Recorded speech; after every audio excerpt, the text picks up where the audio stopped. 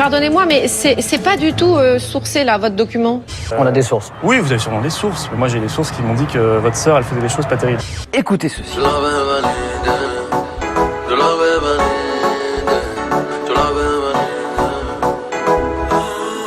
Ton cœur bat trop vite, on va se cracher. Il faut réduire la vitesse. Je t'ai laissé du passé. Quel rappeur français, quel est ce rappeur français que vous venez d'entendre interpréter le titre Validé? Un collectif appelé 92. Soprano. Qui regroupait à l'origine des rappeurs des Hauts-de-Seine. Non. Tout. David? Necfeu? Non. Jean-Luc, un rappeur, n'importe lequel. Bon. Non. Pas mon royaume. Je ne comprends pas. Booba. Ah, Booba. Booba. La plus belle avenue du monde, envahie par des policiers. Sirènes et gyrophares allumés, plusieurs dizaines de voitures ont pris d'assaut les Champs-Élysées. Un symbole pour exprimer un ras-le-bol. On veut que ça bouge. On en a marre. Les syndicats sont à la solde du gouvernement, de droite ou de gauche. On en a marre. On est les pions du gouvernement, on est les pions du ministère de l'Intérieur, du ministre de l'Intérieur, du DGPN. Pour eux, on n'est que des numéros. Voilà, on est de la chair à canon, on est là pour effectuer leurs sales tâches. Se réunir en hommage d'un collègue gravement brûlé, c'est inacceptable. C'est ce qu'il a dit. C'est inacceptable qu'on se réunisse pour soutenir un collègue. Vous trouvez ça normal pour un DGPN? Non! À l'évidence, il n'a pas été entendu. Un fonctionnaire s'est même jeté sous ses roues pour le forcer à descendre de son véhicule. Je comprends pas, c'est la démonstration de cette émotion. Je crois que la police nationale ne peut pas se permettre, dans le contexte au plus que nous vivons actuellement, à vivre ce genre d'événement.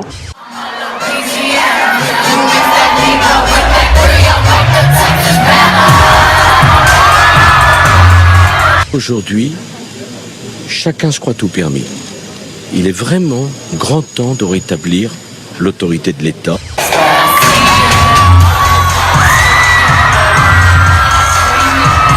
Des fois, je me dis, j'aurais une opportunité pour faire autre chose, je crois que je la saisirais, quoi. Les chéris, hier, on avait donné le salaire des chroniqueurs, tout ça, et ça a beaucoup énervé Stéphane Guillon. Et qu'est-ce que je viens d'apprendre? Je viens d'apprendre qu'il est invité du Grand Journal. Et le Grand Journal, c'est le plateau d'à côté. Si. Non, mais même Gérald m'a dit ok. Gérald Briseviri. Mais non, mais je vous jure, les mecs, arrêtez, vous êtes fous, quoi. On va remercier Stéphane, puisque vous devez partir à votre spectacle. Mais non, parce qu'il m'envoie des tweets toute la journée, il fait des vidéos. Je voulais lui faire un petit bisou parce qu'il y a eu, voilà, il était énervé pour un truc. Mais voilà, je voulais l'embrasser. On te laisse l'embrasser. Bah, je sais pas où il veut pas m'embrasser. Bah, j'embrasse tout le monde alors ici. Bon, merci, bravo monsieur. Oui, parce qu'il faut aller Laurence couvrir. Delahousse gagne plus que David Pujadas, c'est ça? Ok, elle connaît tout. Oui, mais là... Elle est dopée. Je pense qu'Hillary Clinton est dopée. Vous voulez connaître la vérité? Je pense qu'elle se drogue. On devrait faire un test de dépistage avant le débat. Parce que je ne sais pas ce qui se passe avec elle. Au début du dernier débat, elle était toute remontée. Et à la fin, elle pouvait à peine rejoindre sa voiture. Pas un regard, pas une poignée de main. Entre les deux, l'ambiance est glaciale. Les phrases assassines. Ils se traitent d'incompétents, de machos ou de tricheurs. Donald pense qu'humilier les femmes, ça lui permet de se grandir, donc il attaque leur dignité. Mais ces histoires sont des mensonges, je dois le dire. Ce sont des mensonges et je ne me suis même pas excusé face à ma femme qui est juste assise là parce que je n'avais rien fait, je n'ai rien fait.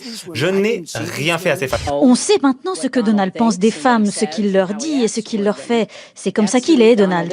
Je ne les ai jamais vues. Ces femmes, la femme dans l'avion, etc. Peut-être qu'elles veulent la renommer ou elles veulent voir Hillary au pouvoir. Des invectives souvent très directes, notamment dans la bouche de Donald Trump. Elle dit qu'elle va se débarrasser de Daesh, elle ne se débarrassera de personne. Quelle vilaine femme. Mais c'est ça, Donald, et je crois que c'est à nous tous de montrer qui nous sommes. Pleurnicher alors même que le vote n'a pas eu lieu, rejeter la faute sur les autres dès que quelque chose va mal, ça ne ressemble pas à l'attitude de quelqu'un qui peut faire ce travail. Une fois le débat terminé, l'équipe de Donald Trump a tenté de désamorcer la polémique, précisant que bien sûr il reconnaîtra le résultat des urnes, pas sûr que cela suffise à empêcher une défaite le 8 novembre. C'est pour dire que la version porno du Parisien, c'est vachement bien ce qu'ils ont fait, quoi. Le premier numéro avec Kim Kardashian, c'est top les gars. T'as des vrais soucis, lui, quand même. La caméra filme une artère débouchant sur la rue Tronchet, à quelques mètres seulement de l'entrée de l'hôtel particulier Le No Adresse, là où séjournait Kim Kardashian dans la nuit du 2 au 3 octobre dernier. Sur ces images exclusives provenant d'une caméra de surveillance privée, il est 2h19 quand 3 hommes à vélo, gilets réfléchissant sur le dos, s'approchent de la luxueuse résidence de la star. Focus sur le garde du corps de celle dont tout le monde parle aujourd'hui, Kim Kardashian. Son nom, Pascal Duvier, origine allemande, profession garde du corps. Sa mission, protéger Kim. Moins d'un quart d'heure plus tard, 2 piétons arrivent également, d'abord l'un en gris, puis l'autre sur le trottoir d'en face. Ils ne sont pas identifiables, mais l'heure et le nombre de protagonistes laissent penser qu'ils pourraient être les agresseurs de Kim Kardashian. Il n'est jamais bien loin, il slalome pour être partout à la fois, à gauche, à droite, à gauche, à droite. Pascal fait aussi barrage avec les gens un peu trop collants, il dégage des iPhones d'un coup de bras et devant lui les paparazzi tombent comme des mouches. À 3h07, les 2 piétons partent rapidement mais sans courir. Ils sont suivis 1 minute plus tard par 2 cyclistes qui roulent sur la chaussée. Quelques secondes après, un 3e vélo est filmé. L'homme pédale plus lentement et circule sur le trottoir. Il semble avoir un sac accroché au guidon qui pourrait contenir les bijoux volés. C'est peut-être de ce sac que tombera la croix sertie de diamants comme celle-ci de la marque Jacob & Co, retrouvée par la police.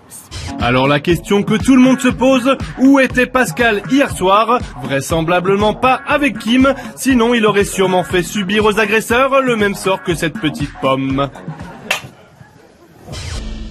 Ah c'est beau, c'est beau. Ah c'est beau. Ah c'est beau. Jean, viens voir. Non. Mais c'est génial. C'est tout simple en fait. Hein. Ben oui. Ces hommes reviennent du front. Ce ne sont pas des peshmerga mais des habitants qui ont pris les armes pour aider les militaires. C'est un jour important pour nous, c'est comme un nouveau départ. Vous savez, ce village appartenait à nos proches, aux Kurdes et aux Yazidis. L'étendard de Daesh accueille encore les visiteurs, souvent sidérés comme cet homme, dont la maison a été détruite à coups d'explosifs. C'est chez moi et juste à côté, chez mon frère. Et pour la première fois, plus de 3 heures de vidéos diffusées en live sur Facebook par le biais de la chaîne qatari Al Jazeera et celle britannique Channel 4, avec la possibilité de réagir en direct, en likant par exemple. Et ça ne laisse pas indifférents les internautes. Regardez la guerre en commentant avec des smileys, c'est dégoûtant. Nous ne voulons pas voir de massacre, ce n'est pas un divertissement. Un flux visionné lundi par 800 000 personnes sur les 1,5 milliard d'utilisateurs que compte Facebook. Juste derrière, une bien mauvaise surprise les attend en revanche. Venez voir, il est tombé comme un chien. Le corps d'un combattant de Daesh que les habitants n'ont pas osé enterrer. De peur que la ceinture explosive qu'il porte encore autour de la taille ne se déclenche. Il a tenté de se faire sauter sur les peshmerga, mais ils l'ont abattu avant. Des kilomètres de tentes, les organisations humanitaires s'activent pour construire de nouveaux camps de réfugiés dans le nord de l'Irak. Ces 3 Américains s'apprêtaient à commettre un véritable massacre dans le Kansas, au centre des États-Unis. Membres d'une milice d'extrême droite, les 3 hommes ont été interpellés vendredi avant qu'ils ne fassent exploser un centre d'hébergement de Somaliens. Les 3 complices se seraient établis dans la ville de City Garden au mois d'août dernier pour préparer leur plan. Ces coups de feu tirés en 2012 font polémique aujourd'hui. L'ancien footballeur Pascal Olmeta a participé à une chasse à l'éléphant au Zimbabwe où cette pratique est autorisée.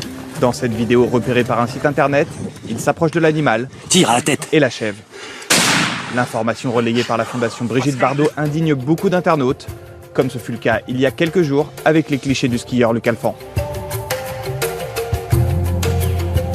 Il est nul. Alors là, ah ouais, non, là c'est non. No way. Et alors ça m'a révolté. Florian, c'est ça? Oui, c'est ça. Tu as dit que les femmes rondes ne faisaient pas de sport. Ça va, t'énerve pas. Je vais m'énerver. Allez, c'est parti.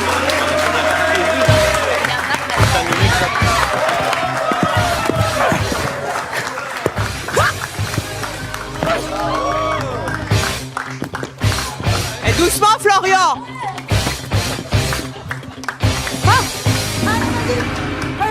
Et Et Stéphane Guillon, c'est le champion des chroniqueurs, puisqu'il touche 10 000 € par émission pour Salut les Terriens. Stéphane Guillon pour 5 minutes. Donc... Salut, Baba. Je m'y ferai jamais. Salut, Baba.